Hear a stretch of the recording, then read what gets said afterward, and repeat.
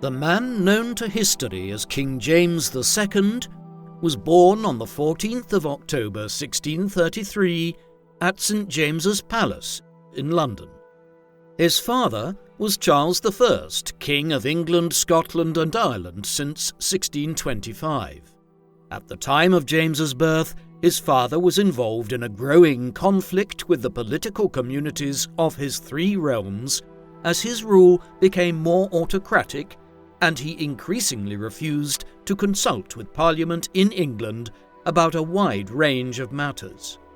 Much of this conflict concerned religious matters, and the desire of the Stuart monarchs to establish a more absolutist form of monarchy, such as was increasingly the norm on the continent in the 17th century. These forces would shape much of James's life over half a century later. James's mother was Queen Henrietta Maria, a sister of King Louis XIII of France. Henrietta was a somewhat controversial figure in England on account of her Roman Catholicism, a factor which ensured that James, his father, and his siblings would be constantly suspected of a form of crypto-Catholicism throughout the 17th century. James was not the firstborn child of his parents. Another boy, named Charles after his father, had been born in 1630 and was heir to the triple monarchy, while a daughter named Mary was born in 1631. Additionally, James, Charles and Mary had several other siblings born in the late 1620s and 1630s, but many of these died either in infancy or their earlier years, in line with the high levels of infant and child mortality which prevailed in early modern Europe. Like any royal child in early modern Europe, James was raised by a series of private tutors and governors and governesses of his own private household, a peculiar scenario to modern eyes, which ensured that many aspects of his infant and childhood years were not overseen by his mother and father, but by an extensive array of court figures. In James's case, much of his rearing was entrusted to William Seymour, Marquess of Hertford, a situation which persisted into the early 1640s. He was also granted numerous noble titles and honours from a young age. For instance, King Charles bestowed the title of Duke of York on his second eldest surviving son not long after he was born in 1633, though he would only be formally invested with it in 1644. This was an auspicious title, having once been granted to the line of one of the sons of King Edward III of England, whose descendants, the Yorkists, had gone on to significantly influence the course of English history in the 15th century. James was intimately associated with the title of Duke of York throughout most of his life, and, as we will see, it also impacted on the naming of one of the world's foremost cities. On top of this, James was made a member of the Order of the Knights of the Garter in 1642, the highest chivalric honour in England, and the Lord High Admiral in 1636. The latter position would become significant in later years, though obviously James did not exercise any substantive authority over the British Royal Navy after being appointed head of it at 3 years of age. These issues of his education and early years aside, James's early life was otherwise blighted by the declining political situation across his father's realms. Even when James was born, King Charles was already growing into a more and more disliked figure across England, Scotland and Ireland, in large part owing to his unwillingness to convene parliaments in any of these countries, through which the political communities there could express their grievances, and also owing to the perception of him as an autocratic and heavy-handed ruler, one who was especially reviled for his desire to impose a state-centred form of moderate Protestantism. It was his efforts to introduce such religious conservatism into England and Scotland in the late 1630s which first led to outright clashes between James's father and many of his subjects. This led to the Bishops' Wars in Scotland in the late 1630s and early 1640s, which in turn led to an increasing conflict between Charles and the English Parliament in 1641. To compound matters, a rebellion broke out amongst the Catholics of Ireland in the autumn of 1641.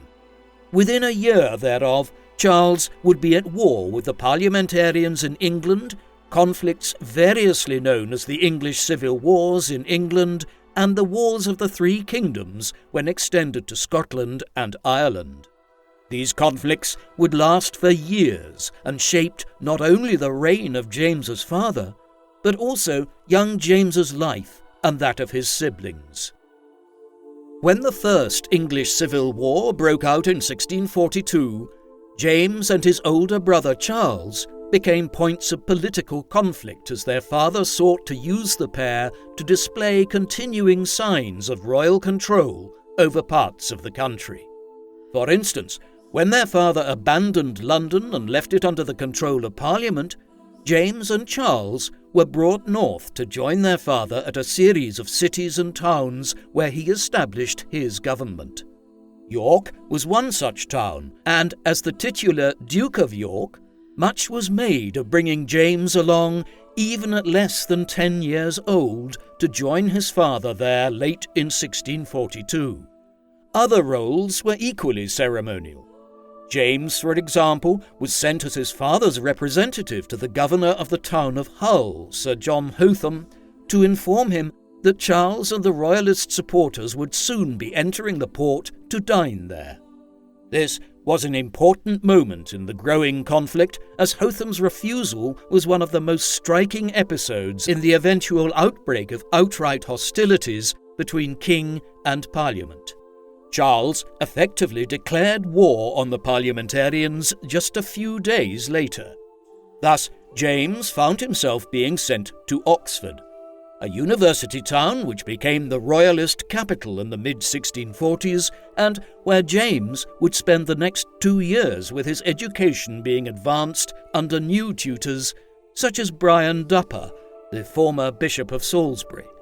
It has been widely speculated, though, that James was not a talented scholar, his education having been immensely interrupted between 1640 and 1642 as the Civil Wars developed, and that he preferred hunting and other outdoor pursuits, although he did admittedly become a proficient musician and French speaker, the latter being a language which was already emerging as the lingua franca of European culture and court life. Developments with James over the next several years were peculiar in many respects. While his older brother Charles was eventually sent to the continent to join their mother, Queen Henrietta Maria, in exile in France, James and his other siblings remained in England and were viewed as less valuable targets for Parliament to acquire. But James would soon be pulled into the intrigue. By 1645, the English Parliament had made considerable gains against the Royalists and was in control of ever-growing sections of the country, while the First Civil War effectively came to an end in 1646 with Parliament's capture of Oxford. As this occurred, negotiations were entered into between King Charles and Parliament. Owing to these, James became a subject of political intrigue, with some of the parliamentarians speculating that if King Charles would not make concessions, and with his son Prince Charles in exile on the continent, there might be room to crown James as a puppet king in his father's place. Charles, alert to this eventuality, conspired to have his second eldest son removed from Britain, and in the spring of 1648 he was sent across the North Sea to The Hague in the Dutch Republic, where many of the royalists in exile had congregated. Some few months later, James, like the rest of the royalists and the royal family, would learn that King Charles had been placed on trial by the English Parliament and was subsequently executed in January 1649. Prince Charles, James's older brother, would now become the centre of royalist intrigue, but for James and the rest of his family, the next decade would be spent in constant exile in France and the Dutch Republic. In the early years of the Stuart family's exile, they primarily lived in France and near the French royal court in Paris. James's mother, after all, was a member of the French royal family, and this seemed a natural location for the Stuarts to set up their court in exile. It was here, in 1652, that James was involved in his first considerable piece of military activity during the Fronde, a series of revolts across the country against Crown rule. He was subsequently given a senior military title within the French army, though as matters proceeded over the next several years, both he and Charles ended up drifting closer towards the Spanish in their diplomatic alignments, a country with which France had been at war intermittently for decades. The Spanish controlled the Spanish Netherlands at the time, a region approximate to modern-day Belgium, Luxembourg, and parts of northeastern France, and it was to here that the Stuarts drifted in the second half of the 1650s, with James and his brother residing for a time at Bruges. Here, James prospered under Spanish patronage, and he was even offered a position as an admiral in the Spanish Navy, though he declined this in the hopes that a restoration of the Stuart monarchy back in England, Scotland, and Ireland might yet occur. James's exile would be resolved in a more successful manner than a second period of exile that would occur at the end of his life. In the earlier instance, the antipathy which many in England, Scotland, and Ireland had expressed in the 1630s and 1640s towards James's father, King Charles I, soon gave way to a sort of fond remembrance. While James, Charles, and the rest of their family were in exile on the continent in the 1650s, the English government had effectively evolved into a species of quasi-military dictatorship, one in which the former commanders of England's new model army, which had been established in the mid-1640s to defeat King Charles and the Royalists, were given positions of immense power. No individual was more powerful than Oliver Cromwell, who was eventually made Lord Protector of the English Commonwealth and was even offered the throne, though he rejected the offer. When he died in September 1658, though, England's experiment in republicanism began to decline precipitously. Many people were unhappy with the dour religious environment created by the Puritans, of whom Cromwell was a prominent figure, while the economic situation was not good, and Cromwell's son, Richard, proved unequal to succeeding him as Lord Protector. Hence, in 1659, negotiations were opened between several prominent English and Scottish lords and James's brother Charles to have him return to England and for the monarchy to be restored. In this striking twist of events, Prince Charles quickly agreed to certain terms whereby he would not seek revenge against Parliament and would honour its liberties and rights in return for his accession as king. With this agreement in place, Charles and his entourage left the Dutch Republic in the spring of 1660 for England. Charles entered London on the 29th of May 1660, and the Restoration began as he was crowned as King Charles II of England, Scotland, and Ireland the following spring. The Restoration was quickly followed by James's first marriage. This was to Anne Hyde, a daughter of Edward Hyde, the first Earl of Clarendon, and King Charles II's chief minister for much of the 1660s. The Hydes had been stalwart supporters of the Stuarts throughout the 1640s and 1650s, but nevertheless, James's marriage to Anne in secret just a few months after the Restoration occurred, in September 1660, was controversial, as James had not sought the full approval of his brother. It was effectively a shotgun wedding, as Anne was heavily pregnant by the time the marriage was legally declared. It was also considered problematic, as it seemed to suggest that the Hydes were now obtaining too strong a position within the political sphere, as Anne's father became the most powerful minister of the day, and she was married to the king's brother. This was especially the case as Charles did not have a legitimate male heir, although he had many illegitimate children, and as such, should Charles die prematurely, James would succeed him, followed by any children produced through his marriage to Anne. The lives of these children, though, were all too fleeting. A boy named Charles after his uncle and grandfather was born in late October 1660, just 6 weeks after James and Anne married, but he died of smallpox just 6 months later. 7 further children followed, but of these, only 2 survived beyond childhood and infancy, the rest succumbing to infant mortality, the bubonic plague, and other illnesses. The 2 survivors were Mary, born in 1662, and Anne, born in 1665. Both of these women would live to rule as queens of England, Scotland, and Ireland one day. The Restoration era and court is typically identified as a place and time of immense sexual and moral liberty by comparison with what preceded it and the typical standards of the early modern era.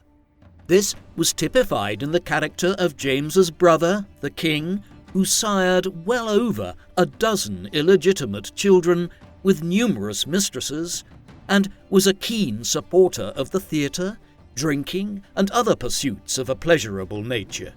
Despite his ardent religious beliefs, James followed his brother's lead as a leading libertine of the Restoration period.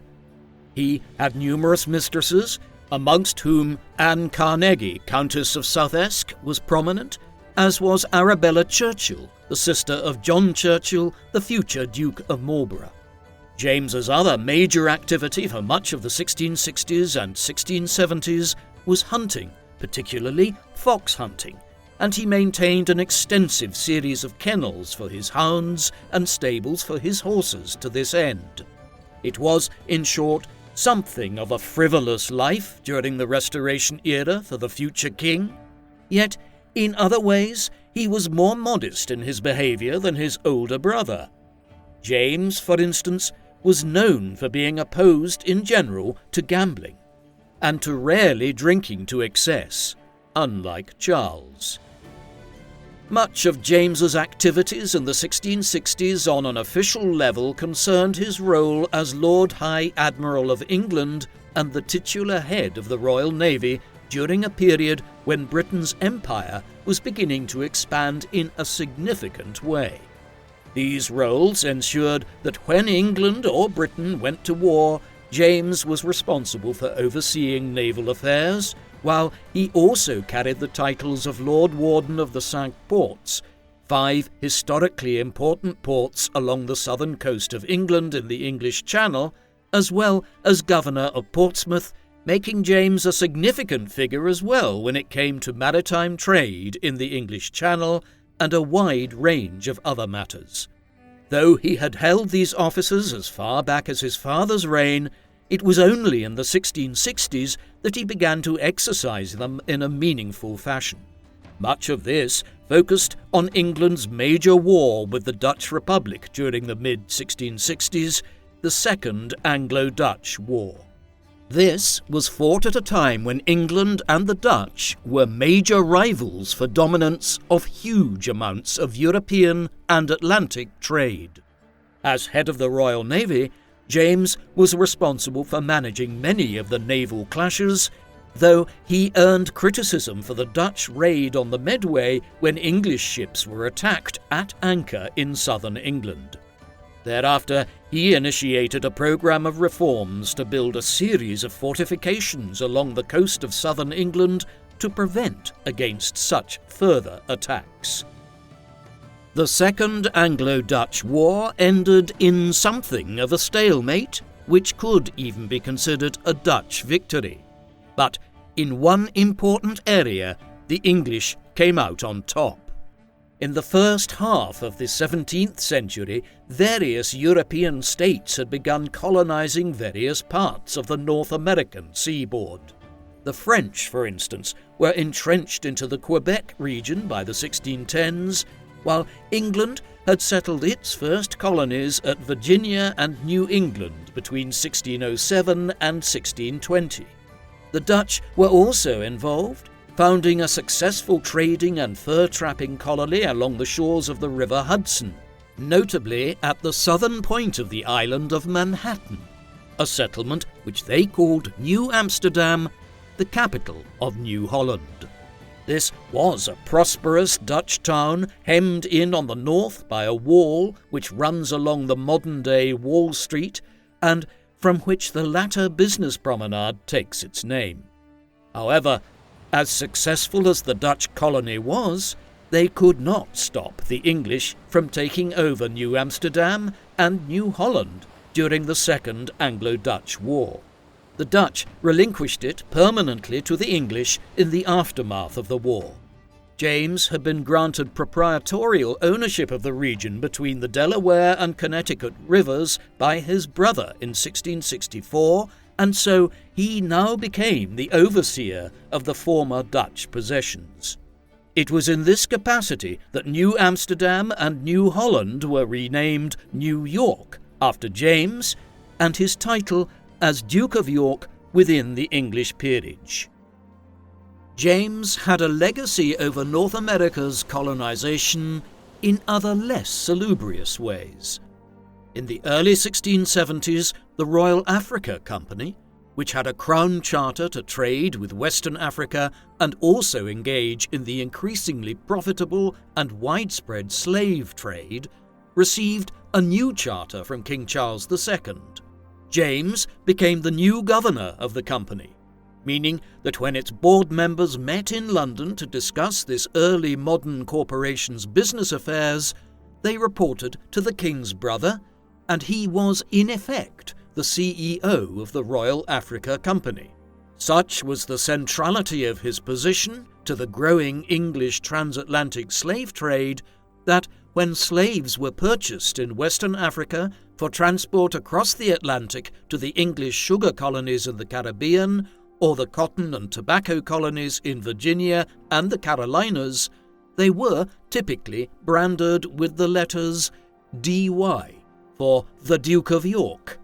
This was a significant period in the English involvement in the slave trade, as the numbers being trafficked across the Atlantic increased, and the slave laws in places like Virginia and North Carolina became much more oppressive.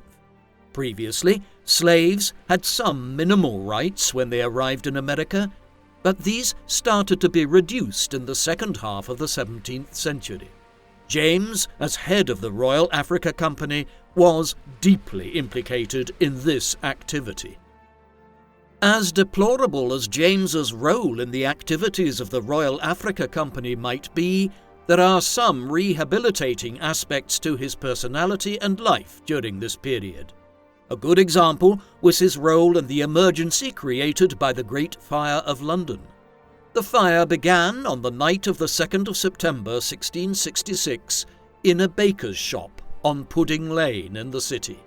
London had been through a very difficult time in the preceding years, most notably owing to the last major outbreak of the bubonic plague across England in 1665, a pandemic which hit London hardest, killing tens of thousands of people there. As a result, the fire broke out when the city was vulnerable. Heavy winds and inaction on the part of the city mayor, Sir Thomas Bloodworth, led to it spreading quickly, and by the 3rd of September, large parts of the city were engulfed in flames. In the hours and days that followed, the king and his brother played significant personal roles in fighting the fire. The pair surveyed the scene from a barge in the middle of the River Thames on the 3rd and ordered the destruction of 300 homes to create a firebreak to try to prevent its further spread. Thereafter, Charles placed James directly in charge of the firefighting efforts. In the hours and days that followed, Londoners saw James in many locations, often overseeing the setting up of pumps and trains of water buckets to try to temper the fire's spread. Although early modern firefighting methods could not prevent it from bringing down much of the old city, St. Paul's Cathedral included, this was owing mainly to the wind and the lack of rain, whereas James's active role in matters did much to endear him to Londoners for years to come. Something which would not endear James to his future subjects was his decision around 1668 or 1669, the exact date is unclear, to convert to Roman Catholicism. His religious views had always been ambiguous. Although raised within the Church of England, his Anglicanism was always tempered by the Roman Catholicism of his mother and his exposure to Catholic influences while spending much of his formative years in his late teens in France and the Catholic Spanish Netherlands. To compound matters, his first wife, Anne Hyde, was also drawn towards Catholicism, resulting in the Duke of York's conversion in the late 1660s. He did not immediately make this known publicly, as much of his father's woes in the late 1630s and 1640s had been owing to suspicion that Charles I was a crypto-Catholic, and any public conversion by a member of the royal family would have been a matter of severe public discord. However, eventually, in the mid-1670s, he would have to make his religious affiliation known more publicly, notably in 1673, when James refused to take the oath of supremacy, an anti-Catholic oath designed to swear one's allegiance to the Protestant Church of England, according to the tenets of the recently introduced Test Act. As we will see, this growing public awareness of his Roman Catholicism led to increasing problems for James in the years that followed. James's decision to convert to Roman Catholicism and to let his religious stance be publicly known some years later must be viewed in the context of the history of early modern England, the period roughly from 1500 to 1800. This was a time when religion was still almost inseparable from politics and caused great tensions across countries like England, a fact which had been made all too clear during James's father's reign in the 1630s and 1640s. Like all of Western Europe, England had been a Roman Catholic country until the early 16th century.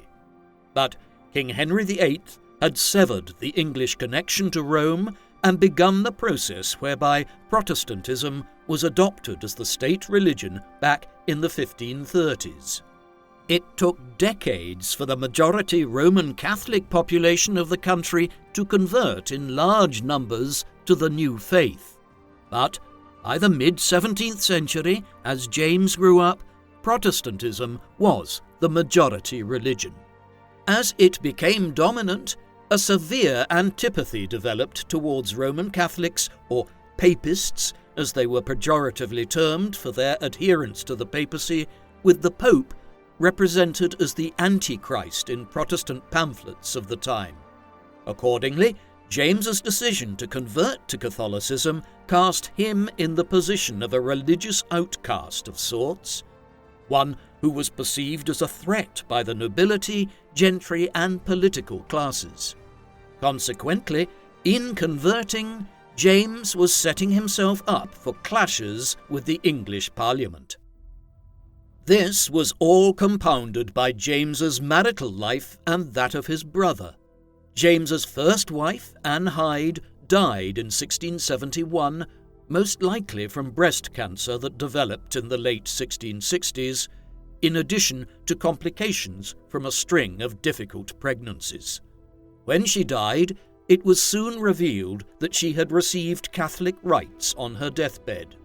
Then, within just 2 years, James was preparing to marry Mary of Modena, a scion of a North Italian prominent aristocratic line of noted Roman Catholics. Accordingly, there could be little denying James's penchant for Roman Catholicism by the mid-1670s, even though his public conversion did not occur for some time. To compound the increasing rumours that James had secretly converted, there was also a growing awareness by the 1670s that Charles's marriage to Queen Catherine of Braganza was not going to result in legitimate children. Thus, while Charles had many illegitimate children sired through his relationships with over half a dozen mistresses, none could succeed him, and there was a growing likelihood that James would, one day, become King of England, Ireland, and Scotland if his brother did not produce a legitimate heir. These matters became even more problematic in the 1670s, owing to a number of different political controversies. One of these was the Treaty of Dover, which Charles negotiated in secret with King Louis XIV of France in 1670, and through which he agreed to convert to Roman Catholicism at some future date in return for a large annual pension from the French monarch. Although he never did convert in this way to assuage the French king, the treaty became highly controversial when details of it were revealed some years later. Then, to compound matters, in the late 1670s, a number of conspirators, led by an English priest named Titus Oates, invented an alleged conspiracy whereby a coterie of Roman Catholics had allegedly plotted to kill King Charles II. Although the details are now widely believed to have been entirely fictitious, this did not stop hysteria gripping Parliament and the wider nation in the months that followed. The Popish plot, as it became known, saw concerns about James's religion and his possible succession to the throne one day reach crisis point. All of this culminated in one of the most trying events of James's entire life, the Exclusion Crisis. Already in 1677, there had been growing calls for a change in the order of succession should Charles die without a legitimate heir. Much of this focused on the marriage that year of James's oldest daughter Mary to the stadholder of Holland, William of Orange. As the House of Orange were stalwart Protestants, there was a growing belief amongst some ardent English and Scottish Protestants that in order to ensure a Protestant succession, James should be excluded and the crowns should pass to William and Mary or any Protestant children of theirs whenever Charles died. The idea gained traction as the Popish plot developed, and by 1679, James was facing a bill in Parliament which sought to exclude him from the succession on the grounds of his Roman Catholicism. The exclusion crisis would become one of the most significant episodes in his own life and the political life of England in the second half of the 17th century. The exclusion crisis peaked in 1679 as Parliament sought to exclude the Duke of York from the succession. This led to a wide range of political manoeuvres. For instance, Charles dissolved one parliament and convened another in the hopes that this would produce a more biddable membership which would vote in favour of his brother. There were also emerging political parties, the Whigs and the Tories, the latter being the early modern forerunner of the British Conservative Party today, termed the Tories in a pejorative manner to refer to them as Irish bandits and thus Roman Catholics for supporting James's claims to the throne in opposition to the Whigs. As vitriolic and combative as the negotiations became, though, eventually James emerged victorious as those who opposed his position and the line of succession were ultimately defeated by those who believed that the line of succession should be preserved, whatever the ostensible religious persuasion of the incumbent. Thus, by 1680, it was relatively clear that James would succeed his brother as king one day, if he outlived him. In the aftermath of the exclusion crisis, although James had avoided being renounced as his brother's heir, James effectively ended up in a form of semi-exile. Charles had taken the view that it would be best for his brother to avoid a public role in English affairs, and so, once the furore in Parliament ended, James headed for the continent, spending some months in the Low Countries, renewing some of his relationships from back in the 1650s. He also enjoyed the entirely tolerant environment for a Roman Catholic in Brussels, where he spent much of this period. Yet, it was short-lived. In 1680, he accepted an offer made by Charles for him to become the Lord High Commissioner of Scotland, a role which had been created back in the reign of James's grandfather, James I, in the early 17th century, after the thrones of England and Scotland were united. The High Commissioner was the most senior Crown representative in Scotland, less powerful than the viceroys who ruled Ireland in the monarch's name, but still significant figures. He took up the position at Holyrood Palace in 1680 and would live in Scotland for much of the following years, overseeing the religious and political nuances of Scotland in a manner which would build alliances for James within his ancestral homeland, despite the fact that his religion was even more out of place in Scotland than it was in England. 1683 saw James having to head southwards once again. His brother's reign became problematic during this period, a result of a new conspiracy which had been uncovered to assassinate Charles that year, known as the Rye House Plot. With this, and with the impossibility now that he would ever produce a legitimate male heir, Charles began preparing for the eventuality of his death at some stage and James's succession. Yet he surely would not have expected that it would come so soon. Charles died on the 6th of February 1685 from what is now deemed to have been apoplexy or the decline of internal organs, but which at the time was widely suspected of having been the result of foul play, a not unreasonable assumption given that Charles was only in his mid-50s and his decline and death had been rapid. James was in place to succeed his brother, and despite the incessant opposition to the thought of him becoming king one day from within Parliament, there was a generally positive mood throughout England to the succession of the new king when it occurred that spring. All seemed like it might go well when he and Mary were crowned at Westminster Abbey on the 23rd of April, but things would begin to decline all too rapidly thereafter. The first difficulties which James had to confront involved a series of rebellions against his rule. One of these was led by the new king's nephew, one of Charles's illegitimate children, James Scott, 1st Duke of Monmouth.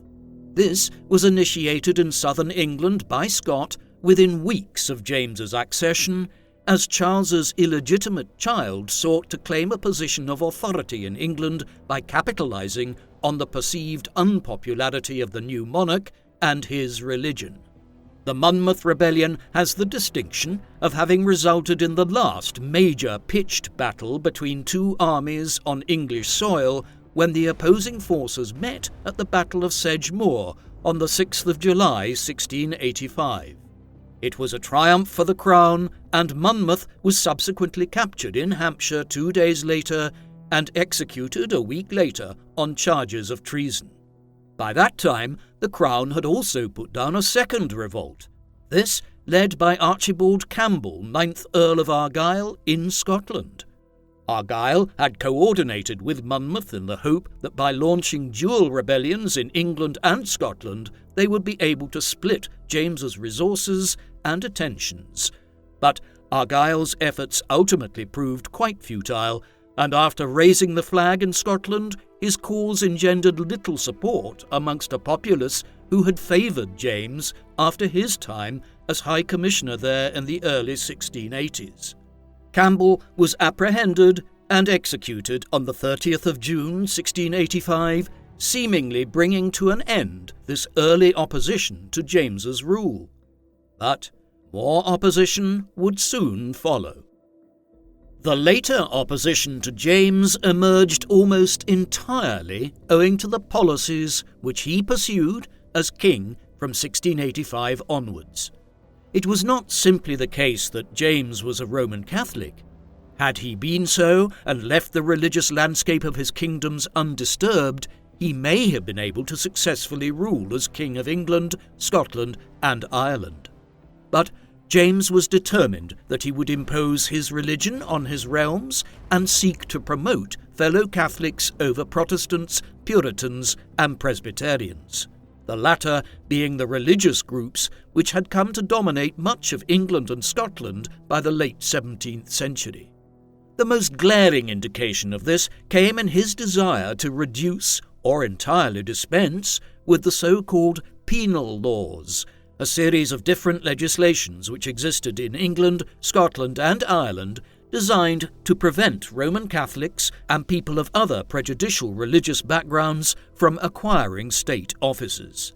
Some of these were minor bits of legislation, but others included a block of individuals becoming judges in countries like England and Ireland unless they swore the oath of supremacy, which acknowledged the king as the head of the churches of England and Ireland or the Scottish Kirk over the Pope in Rome. This effectively prohibited large numbers of Catholics from attaining high political, judicial, or administrative offices unless they refuted their religious beliefs. In moving to reduce these laws, James was effectively saying that he was going to overhaul the religious landscape of his dominions and place Catholics back in significant positions of authority, a development which the English and Scottish political communities had waged war on his father for during the late 1630s and 1640s, eventually killing James's father over their staunch religious views.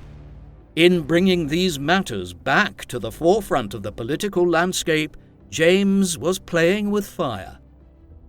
And it was not just matters of religion. His religious views also leaked over into matters of patronage and policy in other areas. A good example of this was provided in Ireland, where James showed sympathy to the majority Irish and Roman Catholic population. These people, who constituted upwards of 80% of the population of Ireland, had been profoundly disenfranchised in the course of the late 16th and 17th centuries, with millions of acres of land taken from them and given to English and Scottish Protestant settlers. In promoting members of the residual Irish Roman Catholic community, such as Richard Talbot, Earl of Tyrconnell, to positions of considerable authority in Ireland during the first years of his reign, James was effectively indicating that he would be willing to overhaul the land settlement in Ireland for religious and denominational reasons. Closer to home in England, he also allowed a papal nuncio, appointed by the Pope, to take up residence in England for the first time in over a century and a half since King Henry VIII split with Rome. All of this, combined with the excessive favour he displayed towards some Catholic peers and his wider family and in-laws, amounted to growing tensions between king and country within just a year or two of James's accession. It was clear that a conflict was brewing, but it would come from an unlikely source involving James's very own daughter.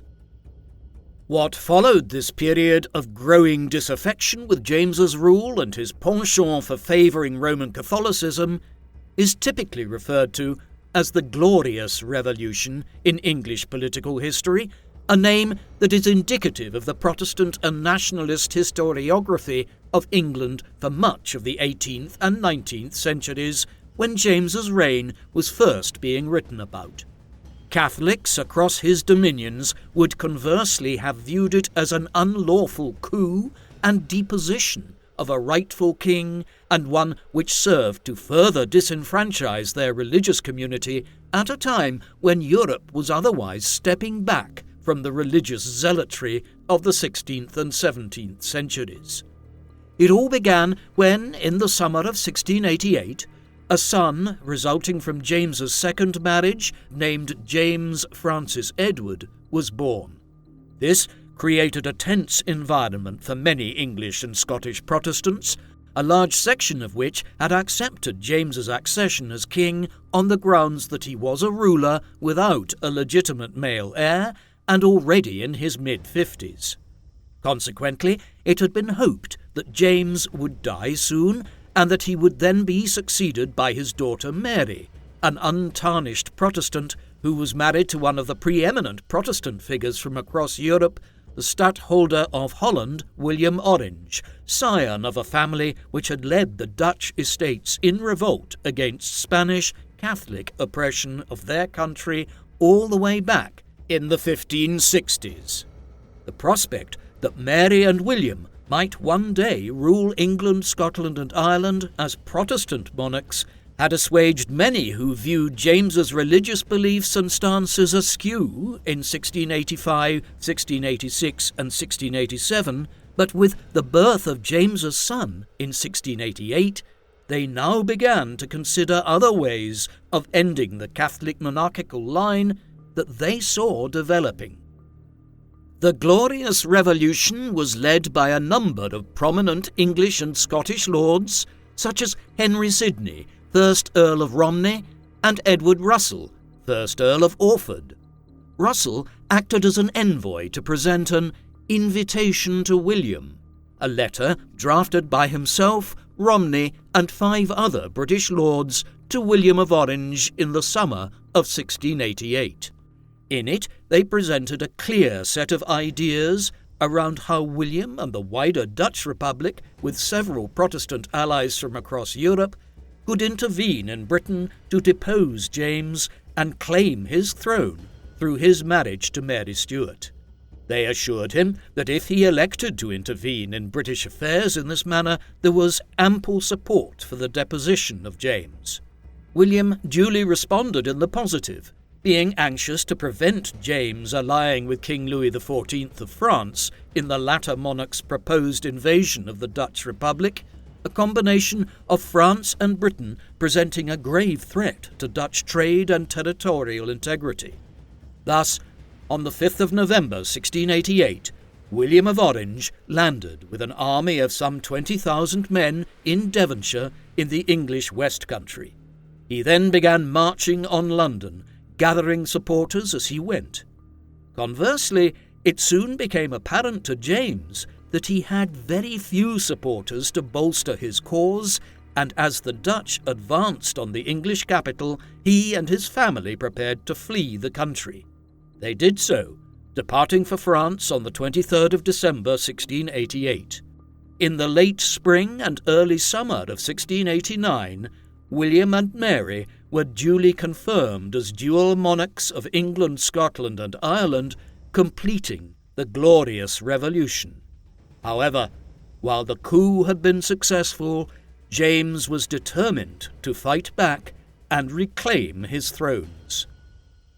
The conflict which ensued from 1688 to 1697 is known by different names in different parts of Europe.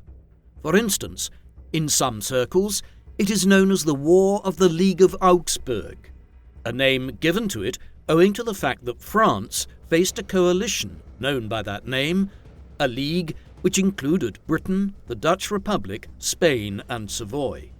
Owing to its duration, it is also known as the 9 Years' War.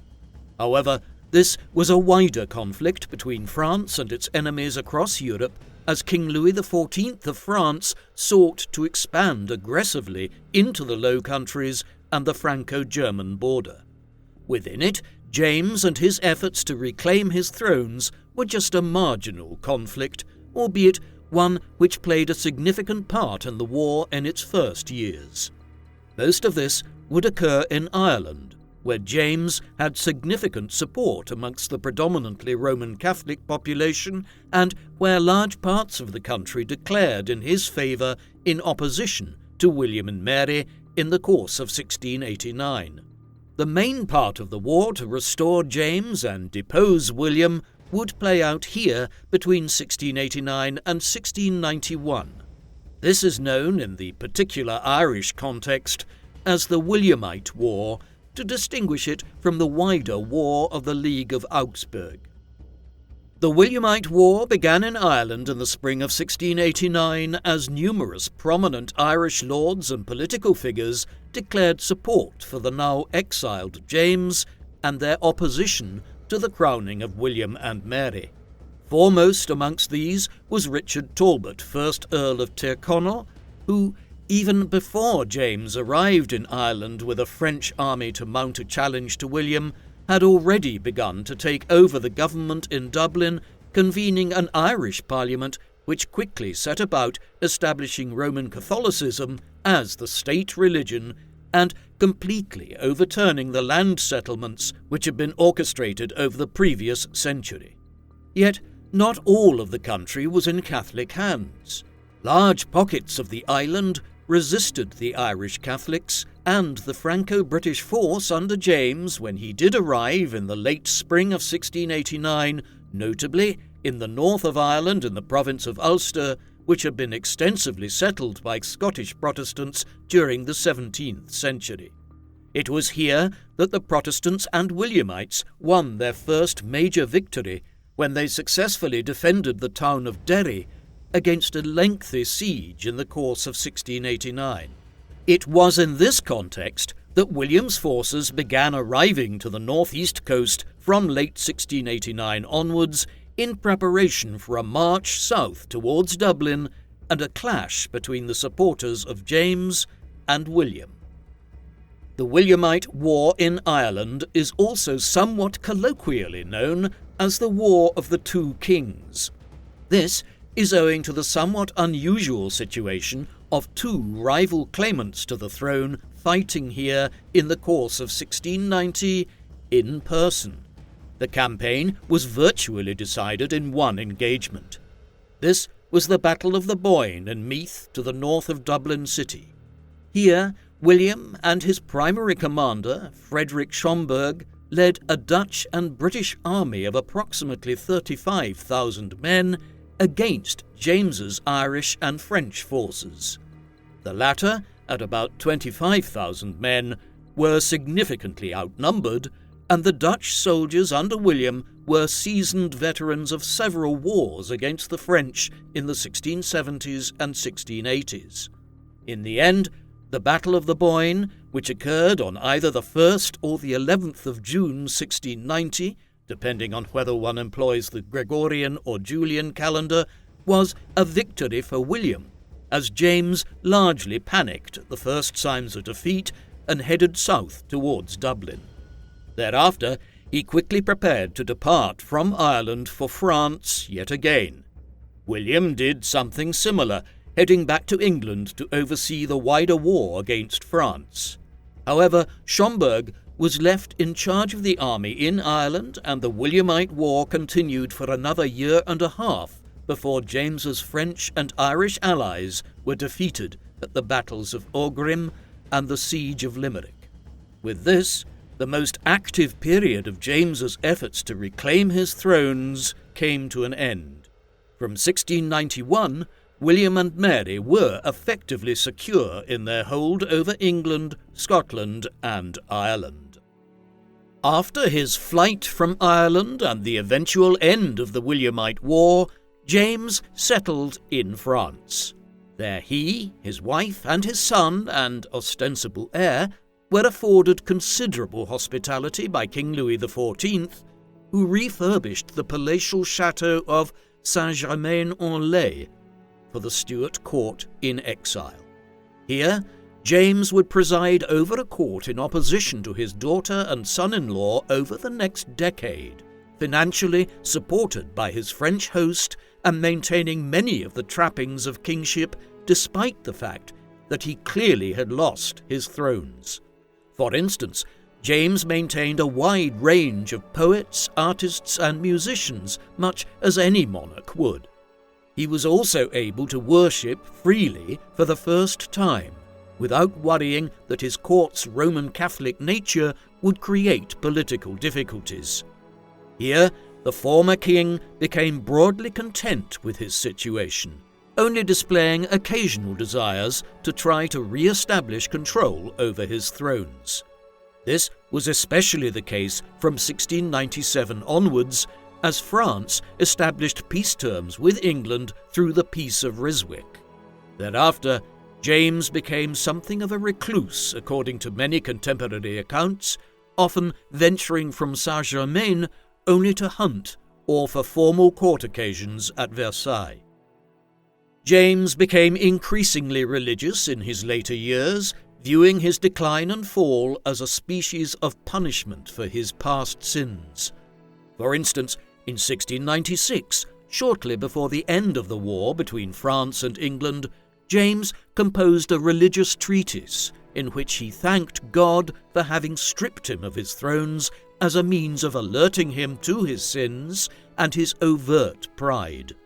In a fatalistic tone, he proclaimed that, quote, "Providence had marked out no other way for his salvation except suffering." This growing zealous religious outlook was mirrored in some advice which he composed to his son in his later years, urging him to remain steadfast in his Roman Catholicism.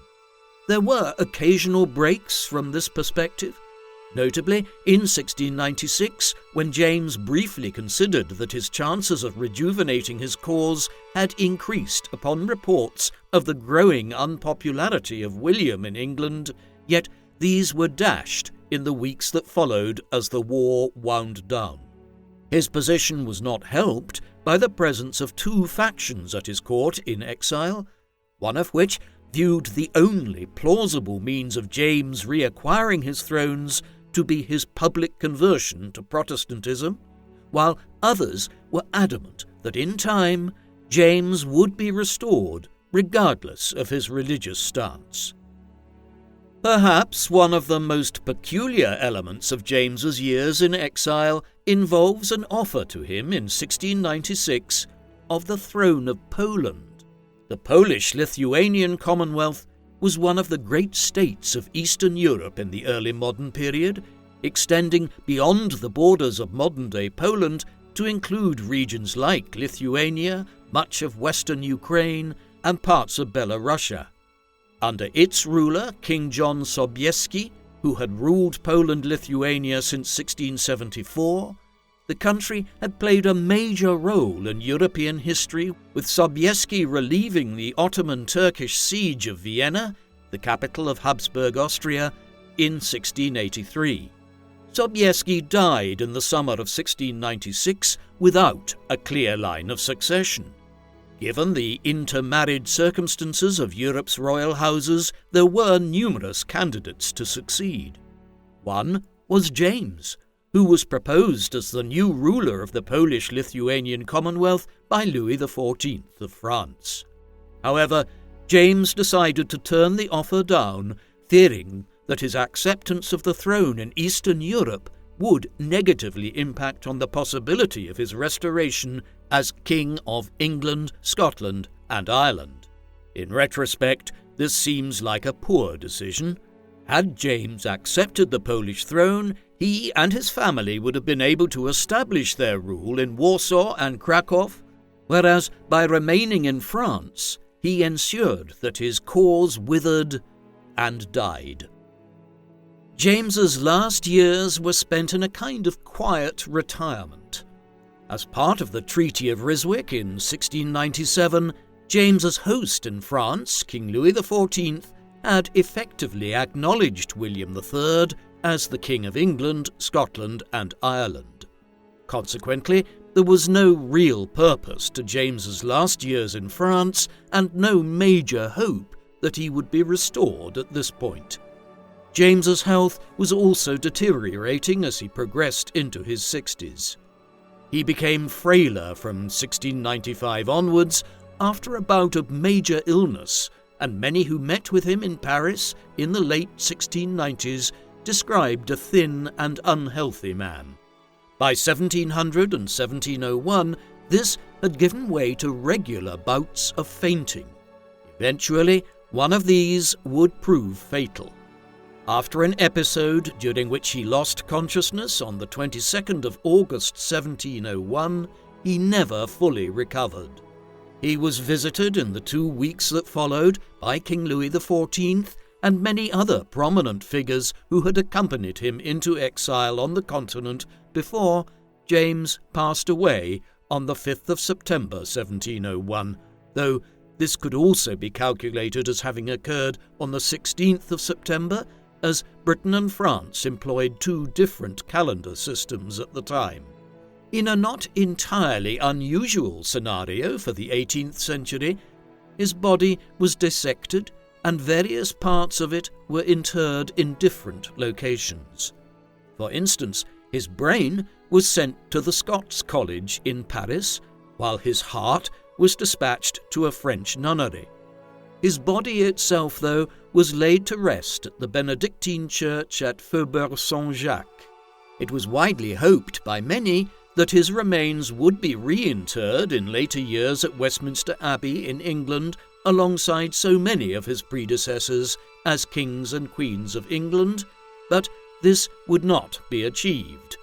James's body instead being dug up and displayed at the time of the French Revolution 90 years later, and his corpse desecrated owing to his associations with the French monarchy.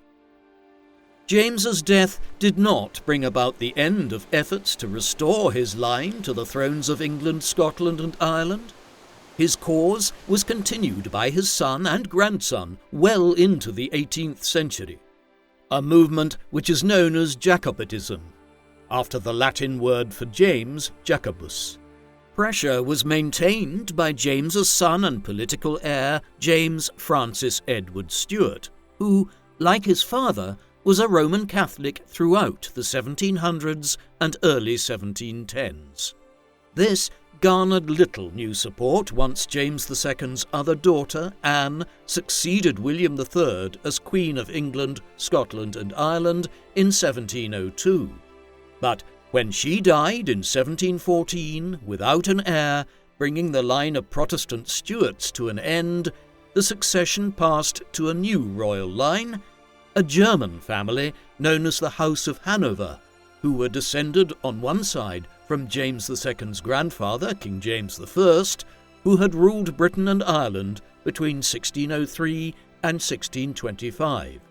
Thus, in 1714, the Hanoverian succession occurred, and a German became King of England, Ireland and Scotland as King George I. This was unacceptable to many in England and Scotland, and in 1715 James Francis landed in Scotland to lead a rebellion which garnered considerable support there.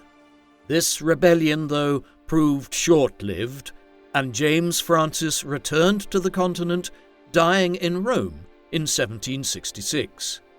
He lived long enough to see his own son, Charles Edward Stuart, known to posterity as Bonnie Prince Charlie, lead a French-backed rebellion in 1745 when he too landed in Scotland and was backed by many Jacobite supporters.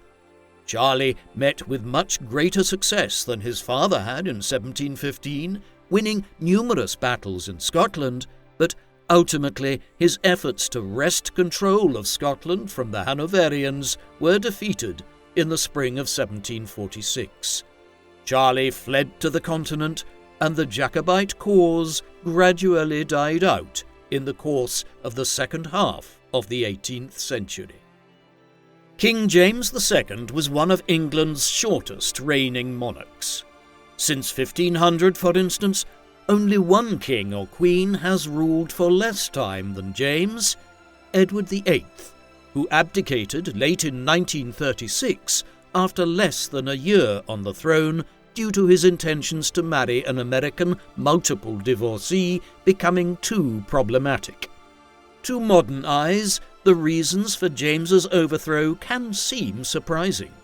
It was brought about almost entirely by the fact that he was a Roman Catholic, and even before his accession in 1685, the English Parliament had attempted to exclude him from the succession owing to his religious views. However, the 17th century was a very different time and place, one in which the religion of a monarch was a matter of major political consequence. In publicly affirming his Catholicism, and then in taking active measures within months of ascending to the throne to promote Catholics across England, Scotland and Ireland and favour the minority religion, James was effectively declaring war on his own aristocracy and Parliament. In retrospect, it seems almost inevitable that his actions would produce the response that they did, and it was for this reason that James II lost his thrones after just a few short years. He was an imprudent, heavy-handed man, almost totally lacking in political tact. It was for this reason that he lost his thrones and died in exile, a deposed and spurned king. What do you think of King James II? Was he unfairly removed from power? Or was his decision to favour Roman Catholicism in a country which was predominantly Protestant by the late 17th century a fatal error? Please let us know in the comment section. And in the meantime, thank you very much for watching.